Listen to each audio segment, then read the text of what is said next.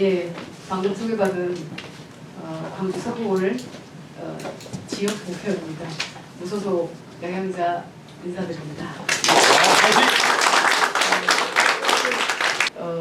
30년 동안 제가 반도체를 했지만 반도체는 정말 제가 그렇게 일부밖에 모른다. 왜? 반도체라고 하는 기술이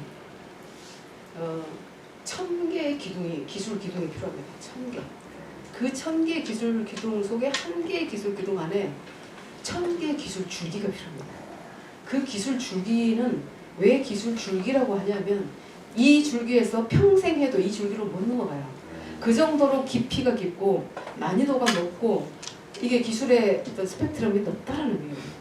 그래서 제가 설계 전문가잖아요. 설계 전문가가 공정 전문가가 못 되는 거예요. 아무리 해도. 그러나 설계 전문가지만 크로스오버해서 내가 저것을 눈앞에서 이해할 수 있는 사람, 그런 사람이 적어도 15년 동안 축적이 된 기술로 비로소 가능한 산업이 반도체예요. 근데 반도체를 함부로 얘기합니다. 제가 정치권에 나와서 가장 희한했던 게 여기 계시는 회장님들 다 말씀하실 거예요. 우리가 선도국가로 가보자. 공정과 상식을 회복하고 패스트 팔로워에서 퍼스트 모버로 우리가 가보자. 우리가 정말 주도하는 국가로 가보자. 이렇게 말씀을 많이 하시죠. 그런데 유일하게 대한민국의 유일하게 반도체 기술이 전 세계를 주도하고 있습니다. 그것도 30년 동안. 그런데 그 성공의 역사에서 그 DNA와 그 역사를 배우고자 하는 사람이 정치권에 단 한 명도 없더라. 제가 심하게 얘기했습니다. 한 놈도 없더라. 제가 민주당에 와서 이 반도체 중요성 얘기를 했습니다. 첨단 기술의 중요성을 얘기를 하고. 그럼 뭐라고 하지 아십니까? 이 비판하면 안 되는데 왜 파란 옷을 입고 왜 기업 얘기를 하냐? 왜 기술 얘기를 하냐? 왜 노동 얘기를 안 하냐? 이런 얘기하면 제가 30년 2개월 중에 내가 28년이 노동자였다. 노동자 중심이에요. 사실은 그 기술자가 중심입니다. 그걸 나눌 필요가 없어요. 근데 30년간 1등하고 있는 이 DNA는 다릅니다. 문화가 다르고요. 철학과 가치가 달라요. 근데 여기서 배우고자 하는 사람이 한 사람도 없더라. 그래서 열심히 제가 강의도 하고 기고문도 내고 인터뷰도 하고 책도 내고 이렇게 했는데 넘어가 볼까요? 저는 도체, 부도체, 반도체를 넘어서 양도체입니다. 다 이용하게 계속 하시죠. 7년 전에 제가 반도체 특화단지 유치를 이렇게 해야 됩니다라고 했던 거 한 페이지만 제가 가져왔어요. 7년 전에 했던 겁니다. 그냥 가시죠. 기흥, 화성, 이천, 평택, 청주, 아산, 광주도 해보자. 또 전국에다 해보자. 또 원주까지 우리 해보자. 뭐 강원도까지 해보자. 이런 얘기를 7년 전에 제가 했어요. 왜? 반도체가 이제 안보의 자산, 먹고 사는 문제를 넘어갔지 않습니까? 그러면 우리나라에서 해야죠. 우리나라 미래를 우리나라의 첨단산업 네옴시티 대한민국을 만들자. K 네옴시티를 만들자라고 그때부터 외치는 게 전부다. 우리 대한민국 전체를 첨단산업 클러스터로 만들자. 첨단산업 대한민국을 만들자. 플랫폼 국가를 만들자. 이렇게 얘기하고 계신 게 지금 이제 됐습니다. 그래서 지금 이 일을 하는데 여기 계신 여러분들께서 정말 뒤에 삐게 대주셔야 됩니다. 바이든 대통령이요. 그 세계 최강국의 대통령이 취임을 해가지고 어느 국가를 제일 먼저 왔어요? 대한민국. 어디를 제일 먼저 갔습니까? 평택. 왜 갔습니까 거기? 반도체. 그렇죠. 이제 알겠죠, 그죠? 바이든 대통령이요. 이 코비드 상황을 지내고 보니까 반도체 생산 기지가 너무너무 한국에 우리가 의존하고 있다. 대만에 의존하고 있다. 이게 너무 아픈 게 된 거예요. 그래서 그런데 더 중요한 것은 지금 미국과 중국의 싸움이 일어나고 있죠. 왜 그렇겠습니까? 85년도에 일본을 미국이 제재를 했거든요. 플라자 협정이며 특허며 이렇게 왜 제재를 했냐면 일본이라는 나라가 세계 2차 대전도 거의 막 세계 2차 대전도 거의 승리로 갈 뻔했는데 전자산업에서 미국을 넘어서 전 세계를 주도해 나갈 것 같은 불안함이 있었던 겁니다. 그게 반도체 힘이었거든요. 그래서 제재를 하고 그 기회에 대한민국이 그 기회를 잡은 겁니다. 대한민국은 사실은 미국이 만만하게 본 거죠. 왜? 그때 반도체 생산은 굉장히 어려운 일이었어요. 그리고 위험한 일이었습니다. 그게 미국에서 할 수 없다. 생산 기준이 여기서 할 수 있게 하자라는 게 합의된 결론이었고, 이렇게 일본은 이렇게 제재를 했던 상황이 됐는데, 지금 중국이 텐센트, 알리바바 이런 기업들이 쫙 올라온 겁니다.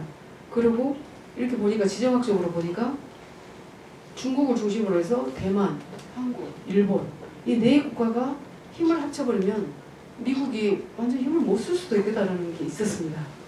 그리고 메모리 반도체가 앞으로도 챗GPT나 이런 AI 시대가 도래하면서 엄청난 수요가 예측되고 있습니다. 근데 미국이 여전히 그 주도권을 못 잡고 있으면 이게 안 되겠다 싶은 거예요. 그래서 메모리 반도체를 영하히 미국에다 좀 쥐어달라. 거기다가 더 중요한 게 파운드리 사업을 하고 있는 대만의 의존도가 너무 큰 겁니다. 근데 대만을 손대자니 중국이 가만히 있을 것 같지 않고, 중국이 아마 2026년도까지 무력으로라도 대만을 편입시키겠다 하고 호언을 하고 있잖아요. 저는 그렇게 한다고 봅니다. 왜? 계속 제재를 하면 수단은 하나밖에 없거든요. 그래서 국민당이 굉장히 우세하고 있어요. 내년 1월에 선거 있지 않습니까? 민진당이 될지 국민당이 될지 모르겠습니다만 우리가 예측하지 못한 상황으로 갈 가능성이 굉장히 높다. 그랬을 때 대만에 문제가 생겼을 때 TSMC가 이슈가 됩니다.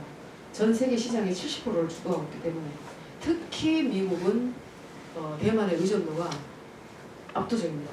그러면 대만의 TSMC를 대신할 수 있는 기업이 어디냐? 전 세계 다 둘러봐도 유일하게 삼성전자 하나입니다. 파운드리를 할 수 있는 7대1로 아직까지 못 따라가고 있지만 그것도 삼성전자만이 파운드리를 할 수 있기 때문에 당신들이 미국에다가 생산 기지를 지어주면 우리가 다 해줄게. 인프라, 보조금, 뭐 고속도로 깔아서 지금 삼성전자 고속도로 깔려있죠. 테일러시에. 그리고 이제 다 해줄게. 이렇게 하자고 하니까 트럼프 대통령 때부터 물론 욕을 했습니다만 바이든 대통령 때 더 강하게 욕을 해서 이재용 회장이 뭐라고 약속합니까? 260조를 투자하겠다고 해요. 260조라는 얘기는 평택 공장이 11개입니다. 그걸 미국에다 짓겠다고 약속을 해요. 저는 그때 쓰러질 뻔했습니다. 저게 미국으로 간다고? 이건 아니지 않을까?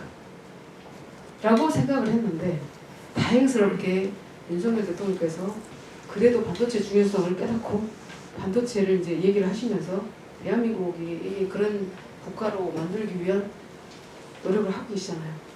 그래서 반도체 특별법 2개를 제가 통과를 시켰지 않습니까? 그래서 이번에 보조금 제도라든지 보조금을 주는데 규정을 막 가드레일 조항을 넣고 초과 환수 이익 제도를 넣고 뭐 사회공헌을 해라, 무슨 기업의 비밀사항을 다 오픈해라, 그리고 인재 육성을 해달라, 뭐 이런 걸 다 얘기했지 않습니까? 그러니까 어려워진 거예요. 차라리 보조금을 안 받고 말지. 그래서 전격 테일러시로 가려고 했던 거가 용인으로 온 겁니다. 우리는 큰 일을 한 거예요. 전라남도 화순군 2학년 쌍봉이 양양자 그것도 민주당 출신이에요.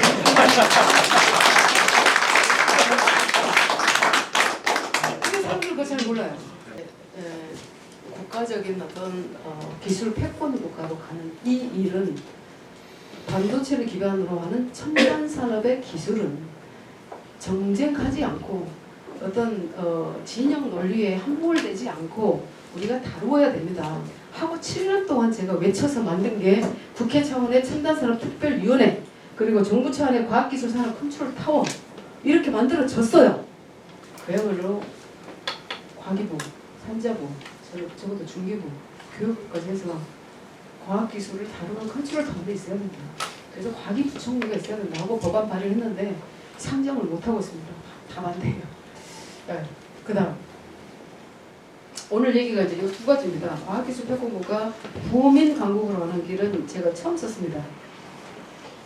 백성이 잘 살아야 나라가 강해진다는 겁니다. 부민 강국이라는 게 거기 있습니다. 부국 강병은 얘기 들어보셨지만 부민 강국은 처음 들어보셨을 겁니다. 근데 취업, 창업, 결혼, 육아, 교육, 승진은 때 노후 준비를 거쳐 어느 병원 그럴듯한 1인실에서 사망하기 위한 준비에 정신 팔리지 않기를 바랍니다. 수학계의 노벨상이 필즈상입니다. 그 필즈상을 한국계로는 처음 받은 사람이 허준희 교수인지 다 아시죠? 허준희 교수가 서울대학교 졸업식에 8월 29일이죠.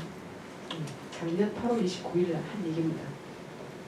그러면서 한 얘기가 근거 없는 자신감을 가져라. 근자감을 가져라. 근거 없는 자신감으로 치면 윤석열 대통령이 빠지지 않습니다. 전 세계에서 근거 없는 자신감을 가진 사람이 저는 1위가 일론 머스크라고 생각합니다. 일론 머스크는 테슬라 설계사로 지구를 정복을 해버렸어요. 지구를. 근데 스페이스X라는 회사를 만들어서 화성에다가 사람을 보내겠다라고 하는 그 근거 없는 자신감이 만든 세상에 위성을 다 장악을 해버렸어요. 그래서 우크라이나, 러시아 전쟁에서 전쟁터에다가 기지국을 못 세우잖아요. 그러니까 와이파이를 위성으로 다 쏴줘가지고 미사일 요격을 할 수 있게 만들어준 사람이지 않습니까? 이제는 통신을 다 장악을 해버렸습니다. 이 사람이. 그래서 우리는 그 통신의 표준에 우리가 따라갈 수밖에 없다. 그런 근거 없는 자신감을 가진 대한민국의 젊은이들을 만들자라고 하는 게 히든 히어로스를 쓴 겁니다. 영웅을 만들자 우리도. 우리 여기 오신 분들이 그런 우리 미래 세대들을 만들고 생을 마감하려고 하는 거잖아요. 저도 그렇습니다. 그래서 어느 병원 그럴듯한 1인실에서 사망경에 준비에 정신 풀리지 않기를 바랍니다가 저는 폐부를 찌르고 들어오더라고요. 다음. 그래서 그 근거 없는 자신감의 두 번째가 저는 이병철 회장이라고 생각을 합니다. 메모리 반도체 30년째 1등하고 있는데 저는 메모리 반도체의 30년의 1등은 모순 극복의 역사다. 패러독스 극복의 역사다. 반도체 패러독스란 그럼 뭐냐? 이게 용량을 키워야 되잖아요. 우리 뭐 저장하려면 용량이 커져야 돼요. 용량을 계속 키워야 되는데 면적은 작게 만들어야 돼. 더 조금만 반도체 만들어야 돼. 그리고 속도는 계속 빠르게 해야 돼요. 속도 느리면 우리 속 터지잖아요. 속도를 빠르게 해야 되는데 전력 소모를 더 작게 해야 돼. 전 세대 대비. 그 다음에 성능은 더 좋게 만들어야 돼요. 여러 가지 기능도 높고. 근데 가격은 더 싸야 돼. 이런 자연을 거슬리는 이 패러독스의 극복의 역사다. 그 극복의 역사는 누가 할 수 있냐? 결국은 고수가 할 수 있다. 고수.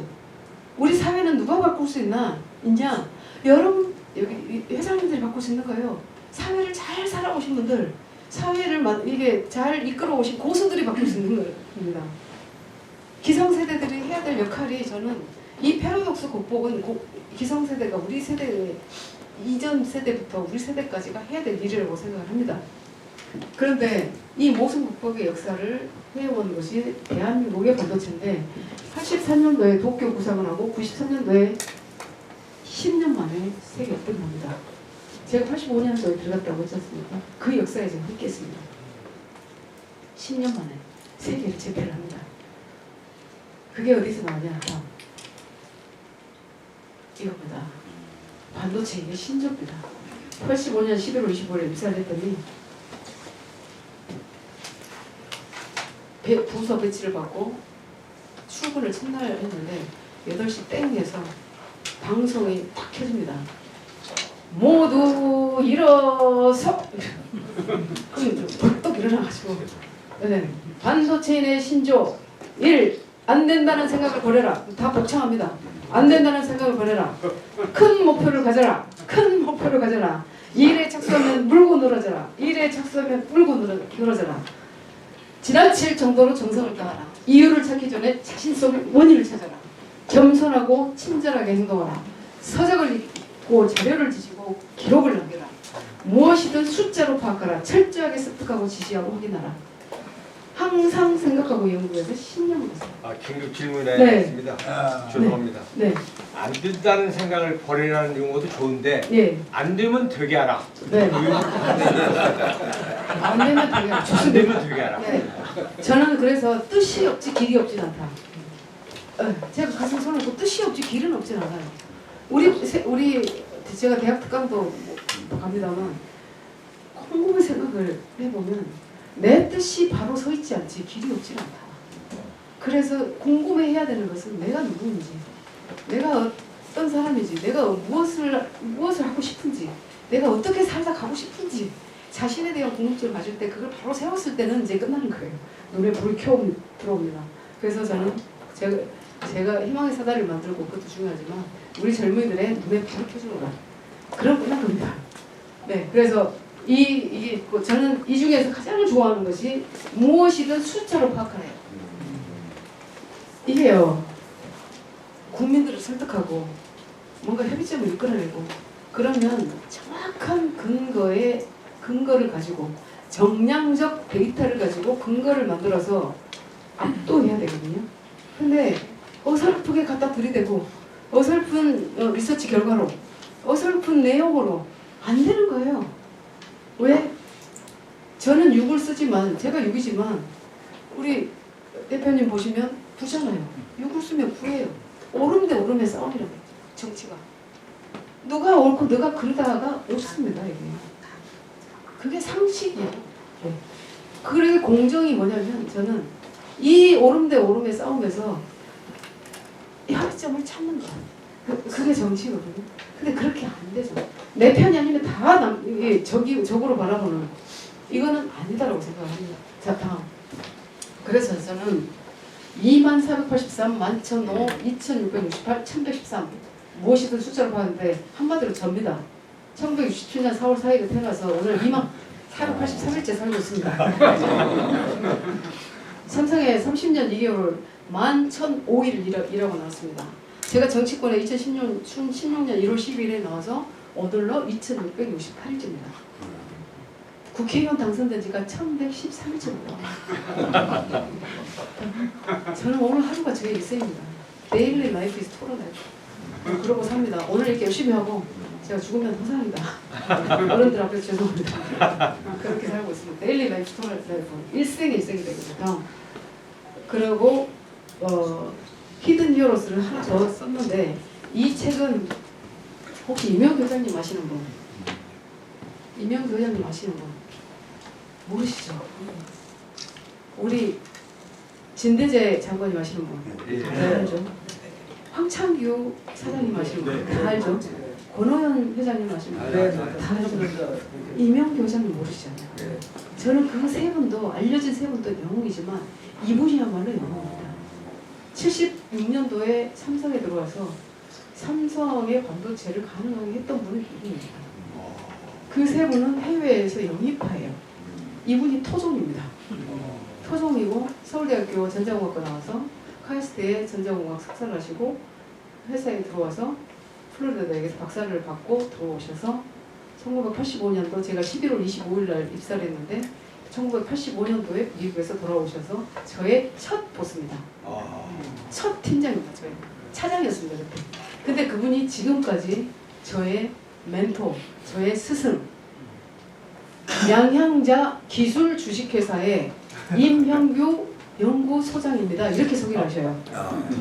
그래서 제가 무슨 반도체 이야기를 할 때 저 혼자 하는 거 아닙니다. 저도 섀도우 캐비넷이 있어요. 저분의 네트워크가 엄청날 거 아닙니까?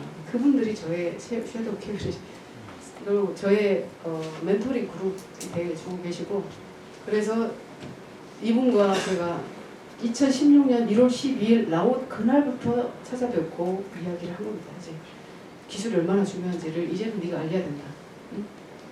양상부가 그걸 알려야 된다. 그래서 일주일에 미니멈 한 번씩 찾아가면 4시간입니다. 4시간씩 매주 일주일에 2번, 3번 간 적도 있고 하니까 그거를 5년 동안 얘기를 했습니다. 그래서 제가 요청을 했습니다. 저 혼자 듣고 있기를 너무 안타깝다. 이게 저의 지평은 넓어질지 모르나 이거는 후세에 남겨야 된다.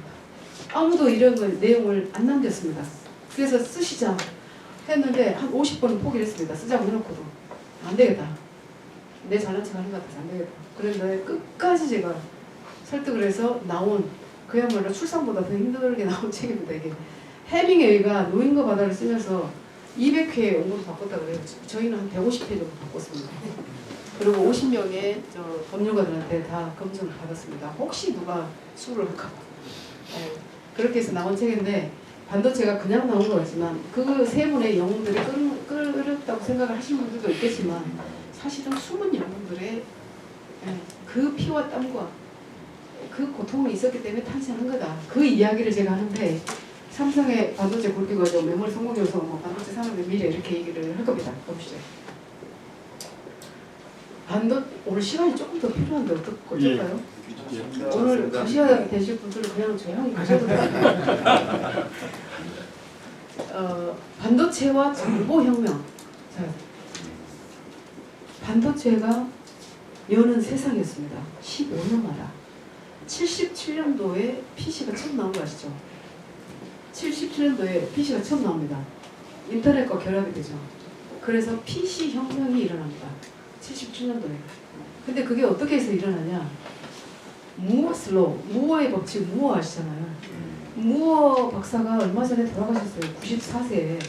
근데 무어슬로가 12개월 또는 18개월마다 2배씩 아까 얘기했던 density, 용량, 성능이 향상되는 그 과정을 지속 가능하고 있잖아요. 그런데 그게 15년을 딱 묶어보면 15년마다 맥스 1000배가 좋아집니다. 그 반도체 기술이 여는 세상이었어요. 그러니까 77년도에 인터넷이 결합되면서 PC 혁명이 일어났죠. 그로부터 정확하게 15년 후에 92년도에 디지털 혁명이 일어납니다.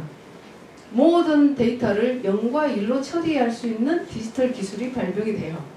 그것도 반도체가 여는 세상이었습니다. 디지털 혁명이 일어나죠. 전자산업과 함께 융합이 되면서 디지털 혁명이 일어나요. 그로부터 정확하게 15년 후에 2007년 스마트폰이 등장합니다. 그래서 융합기술로 모바일 혁명이 일어납니다. 모든 세상이 이제 시공간의 경계가 무너지게 되죠. 그 다음에 정확하게 15년 후가 작년입니다. 이제는 4차 산업혁명이라고 하는 새로운 혁명 시대가 또 열렸습니다. 그러면 2037년도에 어떤 세상이 열릴까요? 상상을 하고 갑니다. 우리 같은 사람들은.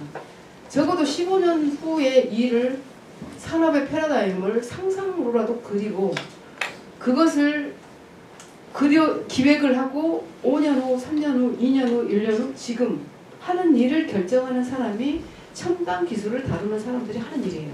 그러니까 우리의 뷰는 항상 미래가 있습니다. 미래. 근데 이제 법률가가 되게 많이 계시는데 약간 뷰가 다른 게 법률가는 일단 사건이 일어나야 일이 시작되는 분들이시죠. 대부분. 그래서 과거에 일어났던 일을 제대로 분석하고 제대로 파헤치고 그것을 변호를 하든지 판결하든지 그런 일이 일어나거든요. 그러니까 이 시각이 과거에 다 있더라고요. 그 비슷한 분들이 의사입니다. 몸이 아팠을 때 그 다음에 안철수 의원님 같은 예를 들면 디도스 공격이라든지 이런 바이러스라든지 이런 게 일어났을 때 그것을 퇴치하고자 하는 시스템을 만드는 일. 그런 게 비슷하게 과거에 뷰가 가 있을 수밖에 없다. 근데 이제 첨단 기술을 다룬 사람들은 미래를 기획해야 되기 때문에 그 뷰가 달라요. 그래서 과거의 문제점을 뭔가 분석하고 제대로 시스템을 만드는 사람도 필요하고 미래를 보고 기획하는 사람도 필요하기 때문에 정치의 대표성이 균형감 있게 돼야 된다라는 게 과학기술 백공과의 저희 메시지였다. 근데 여기서 보시면 정확하게 반도체 기술과 정보기기와 ICT 서비스가 싱크로 100%입니다. 그래서 반도체 기술이 여는 세상이 바로 15년마다 새로운 혁명의 시대를 열었다. 앞으로도 그럼 반도체가 어떻게 되겠어요? 앞으로도 익스포넨셜리 증가할 수밖에 없다. 챗 GPT 써보셨죠? 이제는 AI, 인공지능의 시대로 갈 수밖에 없어요. 그러면 어마어마한 양의 메모리, 특히 D램 플래시 반도체가 필요하고요.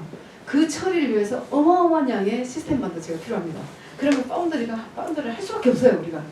근데 지금 우리가 메모리만 1등이잖아요. 파운드리는 거의 바닥입니다. 이걸 여하이 TSMC를 따라갈 수 있게 못 만들면 우리는 그냥 절름발이 되는 거예요. 가볼까요? 디지털 기술 혁명이 가져온 글로벌 정보산업 지형의 변화를 보시면 90년도와 2020년도 딱 30년이잖아요. 30년 만에 전자산업에서 미국, 유럽, 일본이 주도권을 쥐고 있었던 이 산업이 30년 만에 미국, 한국, 중국이 주커를 잡게 됐습니다. 그리고 반도체에서는 미국, 유럽, 일본이었죠. 근데 30년 만에 미국, 한국, 대만으로 재편이 됩니다. 그러면 30년 후에 또 어떻게 재편이 될까요? 우리가 지금부터 준비하지 않으면 우리는 역사 속으로 사라질 수가 있습니다. 먹힐 수가 있다는 거예요. 왜 자꾸 친미 정책을 하느냐라고 진보 영역에서 얘기를 하는데요. 중국 친중은 중요합니다. 그런데 거기는 먹고 사는 문제예요. 친미는 죽고 사는 문제예요. 그래서 미국과의 이 전략적 동맹이 느슨해지는 순간 우리는 죽습니다. 국가가 없어져요. 그래서 미국과 함께 할 수밖에 없다. 라는 얘기를 저처럼 이렇게 잘 설명을 하시면 좋겠는데 저를 안 데리고 가셨어. 그래서 이제는 공정과 상식의 우리 어르신들께서 윤 대통령 저 양현수를 데리고 가봐 뭐 이렇게 알겠습니다. 가고 싶어서가 아니라 이게 이제는 외교도 기술이고요. 안보도 기술이고 사실은 언론도 이제 기술 모르면 안 되는 거예요. 모든 영역이 기술 기반의 어떤 사회가 돼버려서 기술을 모르고는 정치가 안 되는 시대가 돼버린 거예요. 근데 윤석열 대통령께서 굉장히 그 흡입력이 좋으시더라고요. 딱 들으시면 뭐 이해를 하시는데 사실은 아는 것처럼 얘기하셔서는 안 된다고 봅니다. 저는. 전문가들 많이 쓰셔야 돼요. 왜? 제가 반도체 특별법 만들 때 언론이 굉장히 우호적이죠. 저 나쁘게 쓰는 사람 없잖아요. 그리고 중요하다고 하죠. 언론이 힘냈습니다. 이번에. 언론을 탓할 게 아니라 언론을 활용을 해야 돼요. 언론을 활용을 해야 돼요. 어떻게 활용을 하느냐? 우리가 반도체, 제가 국민의힘 반도체 특별위원회 위원장 하면서 전문가들이 딱 회의를 하지 않습니까? 그러면 회의 끝나고 언론인들 브리핑 시간을 무한대로 줬어요. 여러분들이 원하시는, 궁금해하시는 걸 모든 걸 우리가 다 얘기하겠다. 그래가지고 설명도 하고 질문에 질의응답, 대답도 하고 기사가 완성될 때까지 해줍니다. 그러면은 이게 너무너무 고마워합니다. 전문가들이 다 얘기해주니까. 그리고 궁금했던 것들 당연히 모르죠. 내가 전공이 다를 때 30년 해도 나도 모르겠는데 모르는 것을 부끄러워할 필요가 전혀 없다. 무조건 물어보시라. 그리고 초등학생도 이해할 수 있는 언론의 기사를 쓰시라. 라고 해서 잘 써주셨어요. 지금까지 너무 좋습니다. 그렇게 언론을 인정을 하고 그들이 소상히 알리는 작업을 하잖아요. 그러면 얼마나 중요합니까 이게. 그러면 내가 원하는 대로 그거를 쓰도록 해줘야 되잖아요. 근데 언론 탓을 해요. 정치인들이. 언론의 지형이 안 좋아. 언론이 나한테 비협조적이야. 그건 본인 책임이에요. 라고 생각을 합니다. 죄송합니다. 틀린 말 아니죠? 네. 그래서 언론을 활용을 하시라. 활용을 할 수 있는 것은 그들을 존중해야 되죠. 그들도 대한민국 발전을 위해서 노력하는 사람들이에요. 그런데 우리 언론 지형이, 언론의 환경이 너무 안 좋아요. 광주만 해도 한 150개 있어요. 그래서. 너무 경쟁이 심해요. 그러니까 말초 신경 건드는 기사가 나와야 클릭이라도 한 번 더 하고 거기에 광고라도 하나 더 넣고 이런 것 때문에 너무 아픈 거예요. 언론 개혁을 해야 되는데 이게 물리적으로 안 되게 돼 있어요. 그래서 언론을 잘 활용하고 제대로 된 언론만 살아있을 수 있도록 우리가 그렇게 인도를 하려면 정치인들이 그걸 해야 됩니다. 뭐라고 할 필요가 없어요. 저는 그렇게 생각하는데. 근데 이제 탑10 기업이 미국이 3개, 유럽이 3개, 일본이 3개, 한국이 1개 했는데 여기에 이제 미국이 7개, 한국이 2개, 대만이 1개 이렇게 됐습니다. 여기는 삼성과 SK 두 개죠. 반도체에서. 다음. 글로벌 산업 지형을 저는 거의 매일, 거의 일주일마다 이렇게 확인하고 있습니다. 이게 뭐냐면 나스닥 상장 기업들이고요. 나스닥 상장 기업의 시가총액을 다 제가 다 정리를 한 겁니다. 자, 1차 산업 이렇게 돼요. 2020년도에 1차 산업, 2차 산업. 2023년도 4월 26일 기준입니다. 엊그제. 1차 산업, 2차 산업. 자, 여기를 봤을 때 1차 산업 볼까요? 미국, 유럽, 중국, 일본, 한국 순입니다. 보시죠. 그 다음에 2차 산업. 미국, 일본, 유럽, 중국, 한국 순입니다. 똑같습니다. 2차 산업, 1차 산업에서는 미국, 유럽, 중국, 일본, 한국. 미국, 일본, 유럽, 중국, 한국. 그죠? 1차 산업에서. 우리는 백조 기업이 여기 없습니다. 그런데 미국 보세요. 존슨앤 존슨도 돼가지고 100조 기업이 수두룩 뻑뻑하잖아요. 어떤 나라에 100조 기업이 몇 개냐에 따라서 그 순위가 정해지는 거예요. 경제 순위가. 네. 강국의 순위가 결정됩니다. 근데 그 100조 기업이 되기 위한 두 가지를 밑으로 해야 된다. 하나, 글로벌 시장이 있느냐, 그 기술이. 그 다음에 그 글로벌 시장이 있으면 그 글로벌 시장을 주도하고 있느냐. 그 두 가지거든요. 근데 1차 산업, 2차 산업에서 우리는 주도할 수 있는 산업이 없었어요. 왜? 우리는 조선시대부터 폐쇄 정책을 짰고 쇄국 정책을 펴고 주장하기나 이런 비실용 학문이 너무 국가적으로 성황이었었죠. 근데 일본은 어떻겠어요? 요시다 쇼인의 학숙에서 육성된 젊은이들이 정치권으로 나서면서 메이지 유신을 일으켰단 말이에요. 서양 문명을 받아들이면서. 그래서 우리나라를 침략전쟁을 일으켜서 우리나라를 식민지화 해버렸단 말이에요. 우리가 식민지라는 게 전쟁이라는 게 왜 무섭습니까? 저는 그렇게 얘기합니다. 젊은이들의 희생이에요. 그 수많은 안중근 의사, 그 수많은 윤봉길 의사, 그리고 그 수많은 유관수 열사들의 희생, 그 수많은 위안부들의 희생, 그 수많은 강제징용공들의 희생이 다시 오지 말란 법이 없단 말입니다. 지금 우리가 정신을 차려야 된단 말입니다. 근데 반도체 패권 우리가 지지하고 이렇게 얘기하고 있는 게 그냥 대기업이 하는 일이라고 치부하고 있는 이 정치권이 가장 문제다. 저는 피를 토하면서 얘기를 하는 거예요.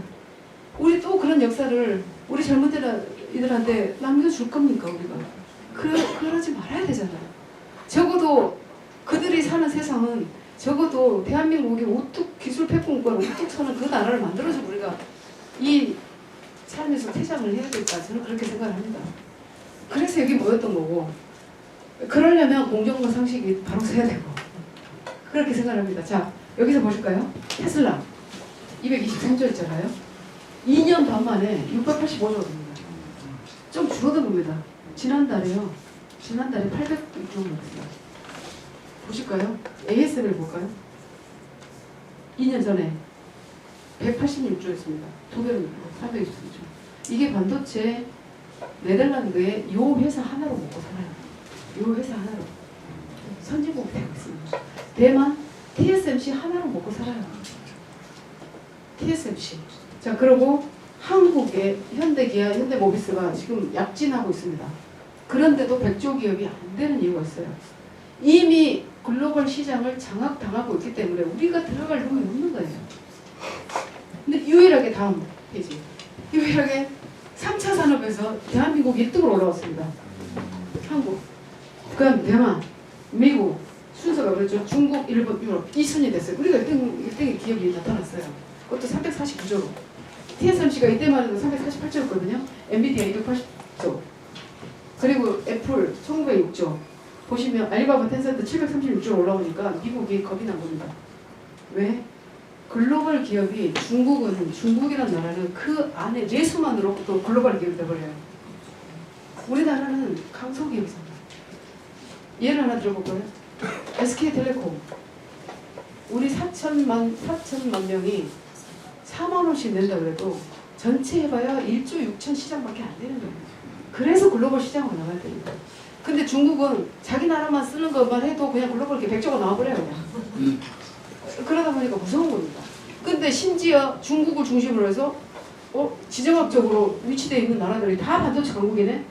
그들이 친중을 해가지고 똘똘 뭉쳐버리면 미국이 엄청나게 위험해지겠다라는 게 인식을 한 거죠. 그래서 중국 제끼고 대만, 한국, 일본을 우리가 치포를 하자 이런 얘기가 나온 거고 여기서 보시면 엔비디아 볼까요? 886조에서 얼마나 무섭습니까? 성장이. 엔비디아라는 회사가 팹리스 회사거든요. 우리나라 팹리스 3%도 안 되거든요. 1%나 될까요? 그런데 이렇게 엔비디아가 클 수 있었던 것은 팹리스 회사들은 작은 회사들의 연합입니다. 연합체. 그래서 성공을 한 거고 그리고 애플 볼까요? 1906조에서 3,474조를 벌어요. 네이버, 카카오 아무리 하려고 해도 100조 기업이 안 되는 거예요. 왜? 이미 장악돼 그랬기 때문에. 유일하게 반도체가 우리가 글로벌 시장을 장악하고 있다. 그것도 메모리 하나에서. 근데 저 TSMC 볼까요? TSMC는 572조로 올라갑니다. 왜? 시스템 IC가 훨씬 더 이제 수요가 익스포넨셜리 증가하고 있다는 얘기예요. 우리가 근데 시스템 반도체를 못했습니다. 왜 못했냐라고 많이 물어보셔요. 우리의 인적 자원과 우리의 국가 지원과 우리의 환경에서 할 수 있었던 게 메모리 반도체예요. 당시 80년도에는 100명이 개발자로 참여하면 1000억을 매출을 할 수 있었던 게 메모리고 1000명이 투입이 돼서 100억밖에 안 되는 게 시스템 반도체였어요. 그러니까 우리는 반도체에 집중할 수밖에 없었어요. 인재가 더 있었고 우리가 그래도 과학기술 인재들이 준비되어 있었다면 할 수 있었겠죠. 근데 우리가 준비가 안 되고 더더군다나 97년, 98년도에 대량 해고 사태를 겪으면서 이공계 기피 현상이 그냥 대한민국 전체를 휩쓸어버렸어요. 그래서 지금도 의치안으로 당한다는 거 아니에요. 제주대학교까지 치대까지 다 한의대까지 채우고 서울대 전작과나 이렇게 올라옵니다. 카이스트가요 그 대학 순위로 17인가 그래요. 의대를 더 채우고 의대가 나쁘다가 아니라 제가 지난주에 대만 갔다 왔습니다. 대만의 꼬맹이들부터 대학생들까지 제가 일부러 물어봤습니다. 무엇을 하고 싶으냐? 무엇이 되고 싶으냐? 100% 엔지니어였습니다. 100%. 근데 그래서 TSMC가 그 정도로 국가에 미치는 영향이 크고 호국 신기가 그래서 반도체고요. 나라를 지키는 신령한 무기. 호국 신산이 대만은 TSMC, 네덜란드는 ASML, 한국은 삼성, SK 이런 기업이 될 겁니다. 근데 그것을 그냥 대기업 특혜라고 해준다고 하고 있는 우리의 인식을 이제 바꾸는데 조금 노력을 됐습니다. 네이버 카카오도 보시면 그대로죠. 내려옵니다. 이게 왜 그러냐? 이미 애플, MS, 구글, 아마존, 메타, 비자가 다 쓰고 있는 거야 지금. 거기에다가 중국은 텐센트, 그 다음에 알리바바 마인을 제재를 하니까 299조로 내려옵니다. 그래도 중국은 매수만으로도 저렇게 100조 기업을 유지하고 있다. 이해되시죠? 100조 기업이 몇 개냐에 따라서 국가의 순위가 결정된다. 근데 여기서 우리나라는 2020년도까지 100조 기업이 하나 있는데 하나 딱 올라왔어요. LG 에너지 솔루션 133조 됐습니다. 이 기업은 어떻게 100조가 되느냐? 너무너무 잘했습니다. LG 화학이라는 바탕에서 LG 에너지 솔루션을 만들었는데 배터리잖아요. 근데 이 회사는 이미 글로벌 시장을 장악하고 있는 자동차 회사들과 합작 투자를 하게 했어요. 그게 30년 걸렸습니다. 그렇게 만든데. 그래서 100조 기업으로 올라온 거예요. 스텔란티스, 테슬라, 도요타, 자동차 회사들하고 다 합작 투자를 해서 배터리를 제공을 하고 있는데 엄청나게 열심히 잘한 거예요. 그래서 우리가 이 100조 기업이 이렇게 나타났는데 2030년도까지 100조 기업 5개만 손안에 넣는다. 그럼 우리나라는 10만 불 시대로 갈 겁니다. 그런 목표를 명확히 해줘야 될 것 같아요. 그래서 우리가 배터리, 바이오, 그리고 반도체는 파운더리, 메모리 이렇게 해서 분리를 해야 돼요. 이렇게 해서 5개 정도가 나온다면 저는 미래가 밝다고 생각해요. 그래서 첨단 기술 10개 우리가 지정을 해서 지금 육성을 하고 있지 않습니까? 거기에서 100조 기업을 만드는 일을 국가가 해야 됩니다. 내년 총선이 중요한 게 아니고 100년지 대개는 이걸로 채워야 된다. 이렇게 말씀드립니다. 자, 다음. 한 달 차이만 보면 한 달 차이를 TSMC 606조였는데 지금 여러 가지 미중 간의 패권 전쟁하고 중국 시장을 제재를 하다 보니까 TSMC도 내려옵니다. 삼성은 거의 그대로 있죠. 근데 여기서 BYD가 LG 에너지 솔루션하고 겨루고 있는데 BYD라는 회사는 저희도 배터리 회사인데 중국 시장만으로도 지금 우리를 훨씬 더 능가할 가능성이 큽니다. 저기는 특성 광물 그리고 인적 자원 중국 국가의 지원 이런 것 때문에 엄청나게 크게 발전한 것 같거든요. 그래서 우리는 그런 것들이 부족하지만 그래도 글로벌 시장을 우리가 함께 장악해 나가려면 미국과의 관계는 필수적이다 라는 말씀을 드립니다. 그런 것들을 이제 나가서 얘기를 해줘요. 왜 미국만 친미를 해가지고 중국 시장을 다 놓치냐. 중국 시장 안 놓치려고 해야죠 우리도. 그래서 협력적 공생 관계를 가져가야 되고 중국은 전략적 동맹 관계는 미국 이렇게 규정을 해줘야 돼요. 그래서 함께 가야 됩니다. 다음. 그래서 왜 한국에는 반도체 산업인가? 제가 반도체 했더니 민주당 의원님 왜 양양은 자꾸 반도체만 얘기하느냐? 왜? 우리가 글로벌 경쟁력 40년의 각축의 결과 메모리가 1등하고 있는데 저 1등의 패권을 유지하지 못하면 우리 대한민국 없습니다. 근데 지금 마이크론이 엄청나게 속도를 내고 올라오고 있어요. 근데 마이크론은 뉴욕에다가 140조를 투자해서 국가가 거기다가 공장을 짓게 하고 타도 삼성이에요 지금. 근데 우리나라는 어떻게 합니까? 국가에서 그런 돈 지원합니까? 대만은요 1년에 가용하는 예산이 얼마인지 아세요? 대만이 117조입니다. 인구가 2,300만 명이에요. 대한민국 가용하는 예산 얼마인지 아시죠? 630조입니다. 우리 4,600만이잖아요. 5천만 가까이 되잖아요. 우리는 300조만 있어도 가능해야 돼요. 그러면 국가 운영이. 너무 고비용이에요 지금. 그리고 추경호 부총리께서 말씀하시는데 픽스드 예산이 600조고요. 플렉서블 예산이 30조래요. 30조 갖고 이런 팬데믹 상황에 어떻게 대응을 합니까? 이런 청년 정책 어떻게 합니까? 이런 전세 사기가 났을 때 어떻게 합니까? 결국은 이런 플렉서블 예산이 없다 보니까 이제 국가 부채가 엄청나게 늘어나는 거예요. 추경을 하더라도. 그래서 여하이 630조의 고정 600조를 여하이 낮추느냐. 그것은 기술이 가능하다. 기술로. 그래서 지지난주 금요일날 대통령께서 하는 행사 있었죠. 디지털 플랫폼 정부 실행 보고 대회. 그거 한 거 아시죠? 이 정부의 비용을 현저히 낮춰야 됩니다. 반으로 삭감을 해야 돼요. 그러려면 기술이 기술로 가능하다고 저는 보는데 콕 집어서 양양자 의원을 참석시켜라 해서 저희가 갔습니다. 대통령께서 그러셨다 그래요. 그래서 저는 그날 금요일이니까 지역에 내려가야 되는데 콕 집어서 하셨다고 그래서 저는 못 갑니다. 그랬더니 꼭 와주시라고 해서 갔습니다.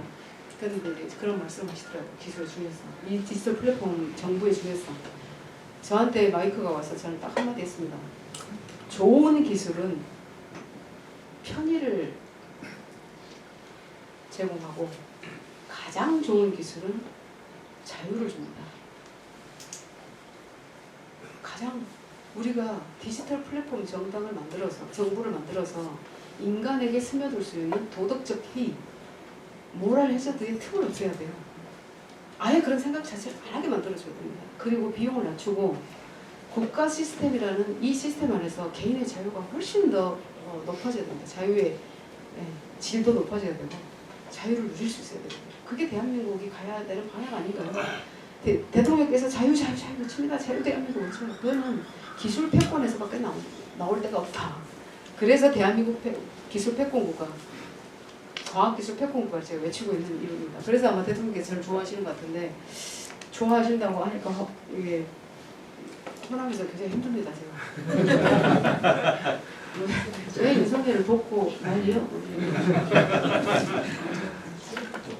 그리고 파급 효과가 큰 성장산업, 4차 산업혁명의 기반 산업이고 성장성과 혁신성, 나노기술 산업의 거점 산업, 2차 전지, 디스플레이, 첨단 소재 이런 기술들이 다 미세 기술, 반도체가 가지고 있는 미세 기술에서 확장할 수 있는 기술이에요.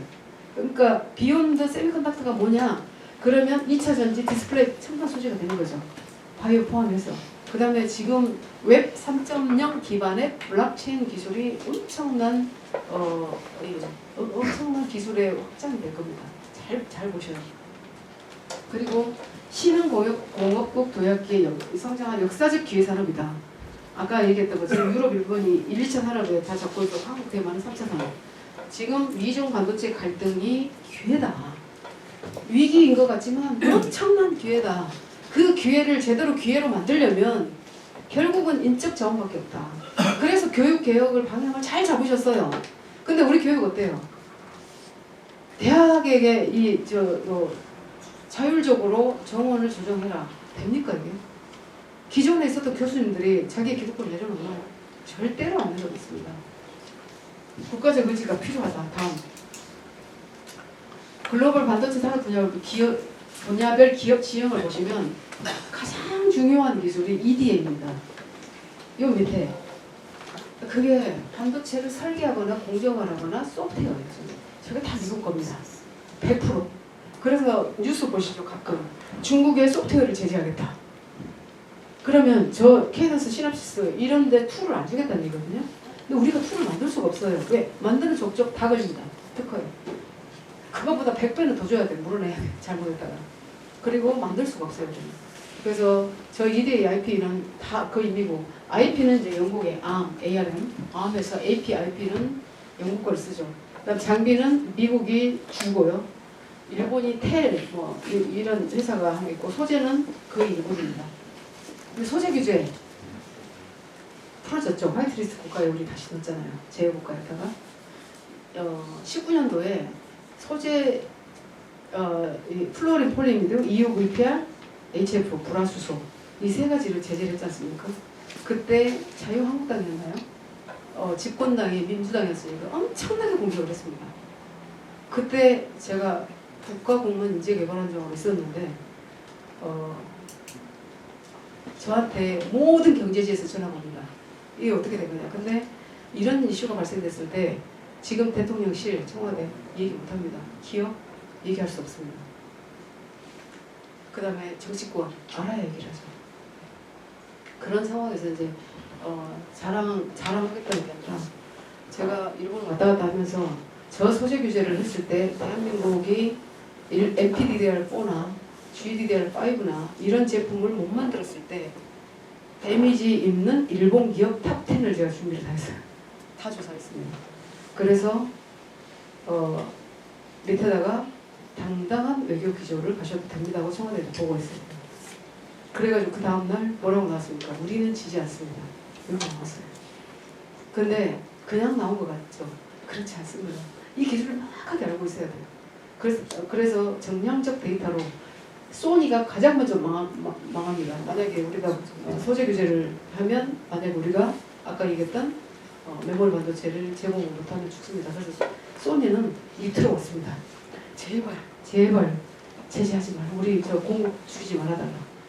그래서 제가 당당한 얘기로 가져도 됩니다 했던 거고 지금까지 화이트리스트 제외 국가는 되어 있었습니다만 수출을 안 한 건 아니에요. 그러나 어려웠죠. 되게 불합리하고 이게 과정이 너무 불편하게 돼 있었는데 지금 다 풀었죠. 근데 그 소재 규제에 대응했던 사람이 전라남도 화성군 이양래 쌍봉님 촌연 영양제에 따라서 그래서 기술을 알아야 된다. 근데 대통령께서 이번에 왜 가실 때 저를 안 데려고 가시나? 그러니까요. 그런 얘기 오면 제가 언론 대응 다 해줄 건데.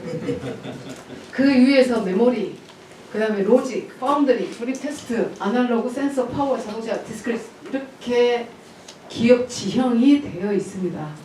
그래서 미국이 정말 압도적이고 근데 미국도 메모리나 이런 쪽에서 힘이 없다 보니까 이제 경제 이슈가 생기는 거예요.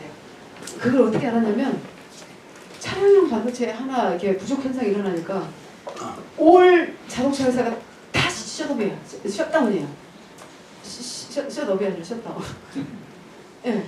그러다 보니까 엄청난 대량 해고 사태가 나고 경제가 막 흔들어냈지 않습니까? 그래서 반도체가 중요하구나. 이제는 석유가 나오는 데가 중요했는데 사우디아라비아 이런 데가 중요했는데 반도체가 나오는 데가 이제 가장 중요해졌구나. 그래서 생산 기지를 미국으로 가져가려고 하죠 지금도.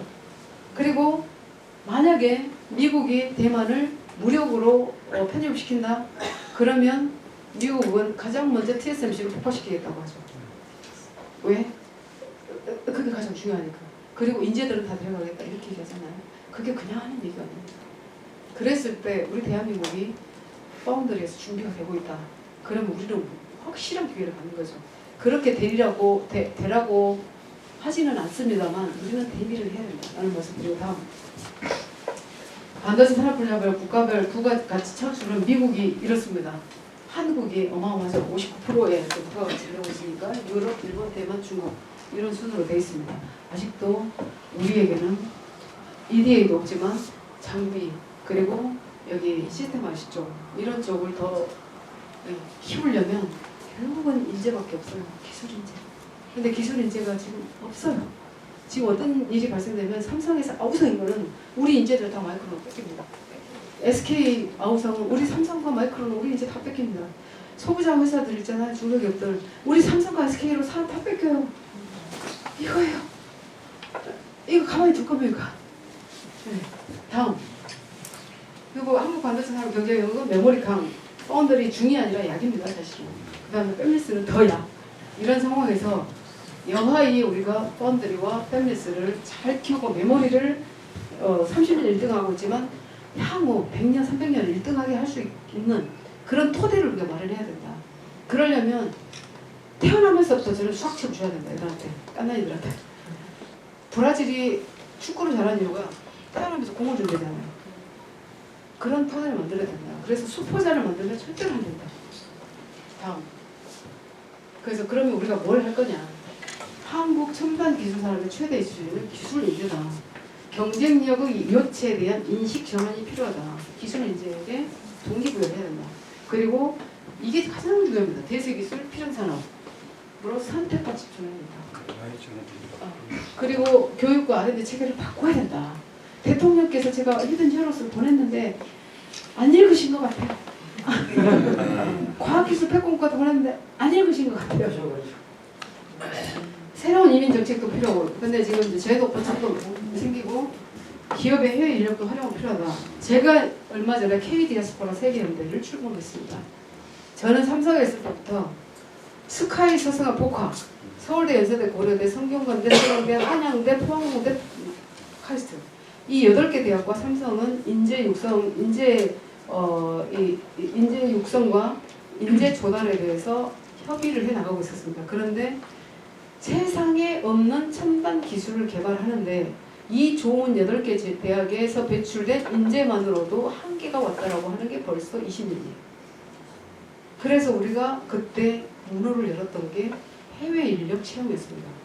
해외 인력 채용을 하려고 보니까 세상에 750만 우리 한민족 디아스포라가 있는데 재외동포가 있는데 그 중에서 청년들 9살부터 24살까지 200만인데 세상에 그 연대가 하나도 없는 거예요.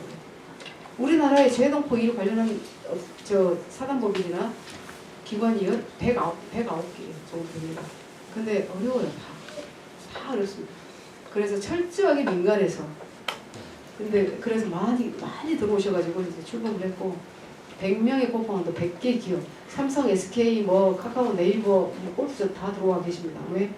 이제 전 세계 청소년 디아스포라들을 우리가 이제 교육을 국내에 여행을 시킵니다. 2주일간. 그러면 정체성, 애국심, 그리고 그들이 연대가 돼요. NFT 시민권을 줄 겁니다. 그렇게 해서 우리 인재로 쓰자. 이렇게 해서 출발했거든요. 100명의 코파운더, 100개 기업, 100명의 홍보대사, 그 다음에 100개 지자체. 제일 먼저 참여한 데가 이철우 지사입니다. 경북. 최고입니다. 최고. 그 다음에 전남, 그 다음에 충북, 지난주에 강원도 했고요. 앞으로 100개 지자체가 함께 할 겁니다. 그렇게 해서 했는데 이 모델이 어디서 왔느냐? 이스라엘입니다. 벌스라이트 이스라엘이라는 그 정책 하나가 세상에 930만 밖에 안 되는 이스라엘을 제2위의 기술 강국으로 만들고 있더라고요. 전 세계에 흩뿌려져 있는 2천만의 유대인 디아스포라들이 그 유대인 디아스포라들이 후손들을 DNA가 유대인의 DNA가 확인만 되면 열흘을 이스라엘을 여행할 수 있는 권리를 줘요. 그들이 75만이 다녀갔습니다. 그 중에 7만 5천이 스타트업의 기회를 가져요. 그 중에 7,500개가 연간 성공을 합니다. 그들이 유니콘 기업으로 크면서 다시 선순환 구조로 도네이션을 해서 그들을 다시 키웁니다. 이 구조가 돼 있어요, 이스라엘은. 근데 벌스라이트 이스라엘이 이래라는 그 정책이 보니까 5개 나라가 전 세계에서 하고 있더라고요. 헝가리. 잘 사는 나라들이 다 하고 있어요. 근데 우리도 120년 이민의 역사에서 우리도 할 수 있다 이거예요. 그래서 우리가 영웅을 만들자. 적어도 공정과 상식에서 해야 될 일을 상식 포럼에서 해야 되면 우리 미래 세대들은 영웅을 만들어내는 것. 그것을 해야 된다 저는 생각합니다. 다음. 근데 마이크론이 231레이어 랜드 플래시를 개발했는데 이걸 왜 이 장을 제가 만들었냐면 삼성보다 랜드 플래시 1등인 삼성보다 마이크론이 1등하고 있어요. 지금. 왜? 마이크론으로 저랑 같이 일했던 한 TV가 있습니다. 지금. 워낙 좋으니까 대우가. 그 애리조나라고 하는 꼴창인데도 한 TV가 있어요. 우리나라보다 훨씬 교육하기 좋고 우리나라보다 훨씬 근무하기 좋고 연봉 높고 행복하고 기술은 있겠다 하는 거예요. 그래 뺏기지 말아야죠. 그러려면 우리나라의 교육개혁 확실하게 해서 그들에게 그들의 영웅을 만들어주고 그들은 그야말로 선구자고 선도자다 성각자다 애국자다 이렇게 얘기를 해줘야 된다. 다음 TSMC와 소니가 지금 결합을 했죠. 결합한 두 국가가 이해관계가 딱 맞아떨어졌어요. TSMC도 이제 해외로 이렇게 공장을 지을 수밖에 없어요. 지금 대만이 위험하기 때문에. 근데 소니라는 게 CIS라는 제품으로 CIS라는 기술이 전 세계 시장을 주도하고 있어요. 압도하고 있습니다. 근데 그 주문을 어디다 했느냐? TSMC에다가 주문 생산한 게 파운드리였어요. 근데 이 주문 생산을 소니가 있는 고마모토에다가 생산 기술을 세우기로 약속을 하죠. TSMC가. 왜? 일본이 그걸 다 해준답니다. 보조금, 인프라, 세액 공제 다 해준답니다. 그러니까 갈 수밖에 없는 거예요. 거기에다가 아리백, 리뉴어블 에너지를 100% 해준다고 약속을 했기 때문에 가요. 자, 여기서 중요한 얘기를 하나 드리고 싶은데 우리 신재생 에너지 정책 있잖아요. 제대로 해야 됩니다. 대만 있잖아요. 2025년도에 완전 전체가 다 폐기됩니다. 그랬을 때 어떻게 하나요? 대만은 섬나라이기 때문에 해상 통역이 엄청나게 발달돼 있어요. 지금 엄청나게 준비를 하고 있어요. 글로벌 기업들이 2030년도부터 2050년도까지 신재생 에너지로 이렇게 아리백을 실현하지 않으면 못 팔아요 이제. 이 정권에서도 제대로 가야 됩니다. 전 정권의 성과로 주어질까봐 겁내하지 말고 대한민국을 위해서 가야 된다는 얘기예요. 근데 우리나라의 신재생 에너지가 가장 좋은 데가 해상 태양광은 전남이고요. 경북은 육상 풍력이 가장 좋습니다. 당장은 원전과 함께 써야 되기 때문에 전남 영광과 아리백 리뉴어블 에너지를 살려야 되고요. 경북의 원전 아직 가동되고 있는 거 그것과 재생에너지를 같이 해야 되겠죠. 믹스드 에너지가 필요해요. 반도체는. 그래서 용인의 클러스터를 만들 게 아니라 하방해야 된다 클러스터를. 그래서 제가 한덕수 총리를 세 번 찾아가서 이렇게 국토균형 발전 차원뿐만 아니라 에너지 위기를 해결하기 위해서 하방해야 됩니다. 이렇게 얘기를 했고 한 점 보세요. 엄청난 마이너스 적자잖아요. 어떻게 개통을 까냐고. 어떻게. 이제는 에너지 전력을 중심으로 클러스터가 만들어질 수밖에 없는 시대가 오는데 글로벌 기업의 입장에서 보면 전력과 용수는 공공재예요. 국가에서 알아서 해주겠지.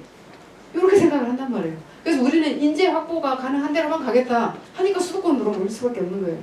그것을 누가 해줘야 되느냐? 국가가 이 지자체와 함께 파괴적 결단을 해줘야 됩니다. 균형 발전해야 되잖아요. 그럼 국가가 해야 됩니다.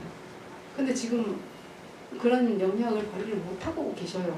근데 할 거라고 믿습니다. 저는 그 일을 저는 뒷받침 열심히 하려고 합니다. 다음. 네, 거의 끝나갑니다. 패권전쟁, 반도체 패권전쟁. 다음.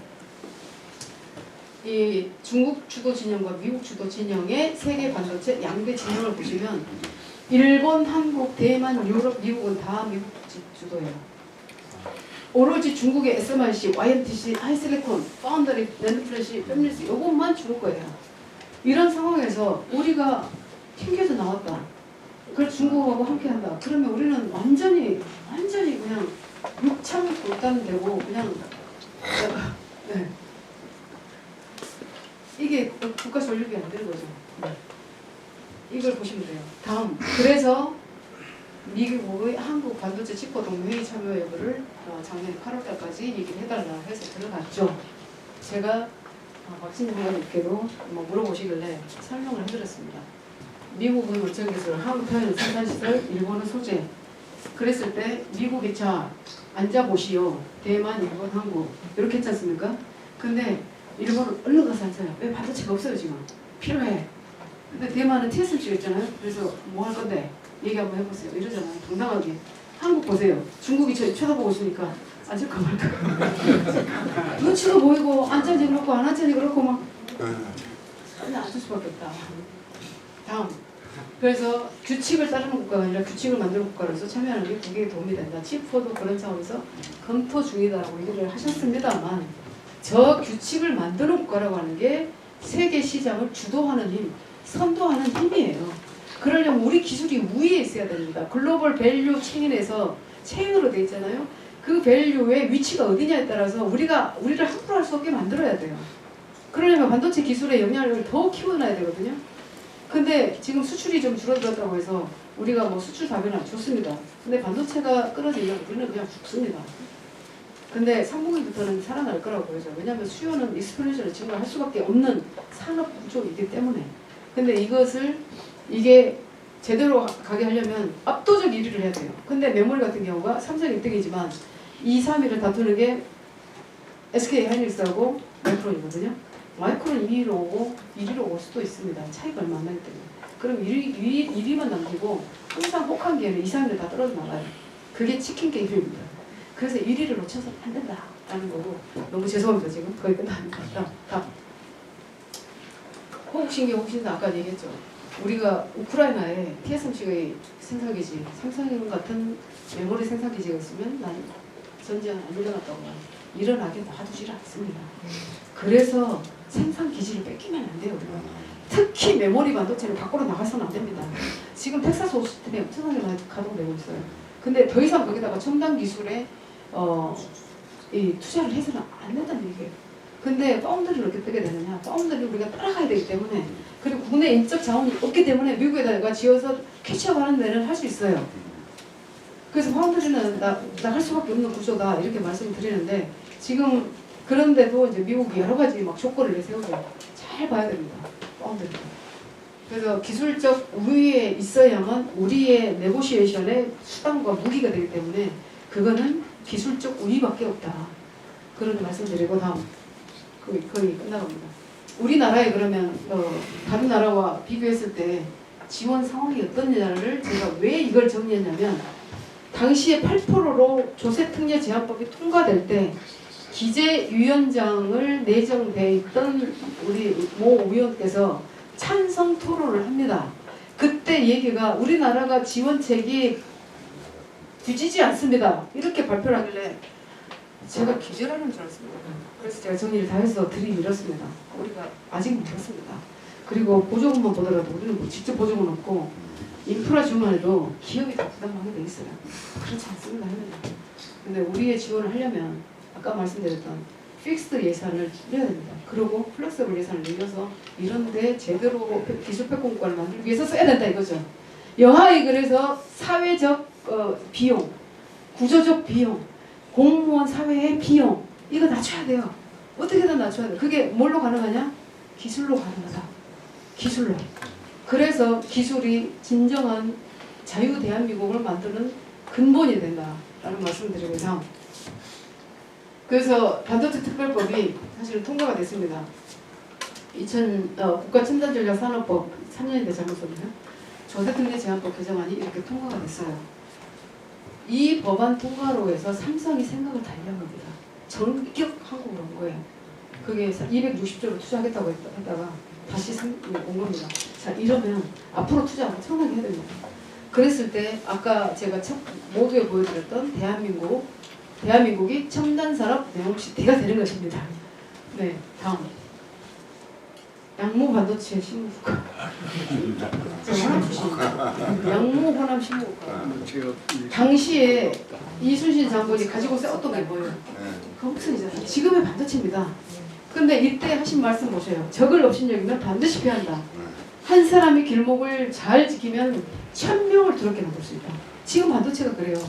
그래서 국회 300명 중에 과학기술로 분류된 사람이 3명, 반도체 분류된 사람 1명이 되죠. 1명이라도 제대로 지키면 1000명의 글로벌 경제 국가들을 떨게 할 수 있다. 그래서 저는 양도체입니다.